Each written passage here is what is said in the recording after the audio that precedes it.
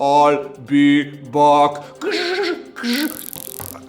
Ok, Rok, tole ni navadna kapa. Zakaj jemlješ matematiko in stvari iz kabineta? Ok, razmišljaj. Elektrode, kapa. Pa nekaj podobnega je imela naša teta s Tržiča. Sam kaj ima res to veze z matematiko? Ja, nič drugega mi ne preostane, kakor da nekoga vprašam. Živjo! No, lahko da je imela tvoja teta samo poseben okus za modo, ampak kapa s takšnimi elektrodami omogoča, da merimo električno aktivnost, ki jo živčne celice generirajo v možganih.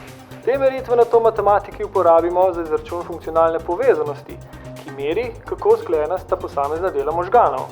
Čeprav so različni deli možganov specializirani za določeno funkcijo, je pri izvajanju večine kognitivnih nalog vključen celoten sistem. Podobno kot bi imeli množico strokovnjakov, ki so dobri v posameznih stvareh. Če pa želijo narediti nekaj dobrega, morajo sodelovati med sabo. Zato nas matematike zanima tudi, kako so posamezni deli možganov med seboj organizirani. Pri tem nam pomaga teorija grafov, ki omogoča, da možgane predstavimo z omrežji. Omrežje se stoji iz točk, ki predstavljajo osnovne gradnike sistema, in povezav, ki predstavljajo odnose oziroma relacije med gradniki. V možganskem omrežju lahko točke definiramo na primer kot elektrode, povezave pa predstavljajo, kako močno sta točki funkcionalno povezani. Takšen pogled na možgane je močno prispeval k boljšemu razumevanju možganskih bolezni. Recimo, pri bolnikih z demenco pride do upada funkcionalne povezanosti v primerjavi z zdravimi osebami in pa do reorganizacije možganskega omrežja, kar se izraža s daljšimi potmi med točkami in s tem kaže na slabšo organizacijo omrežja.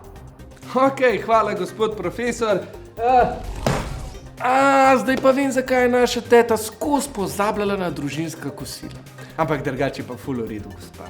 V glavnem, kakorkoli, če vas zanima še več o matematiki, obvezno pridite na matematičen kongres, ki bo... Julija? Ki bo od 5. do 11. julija v Portorožu. Se vidimo.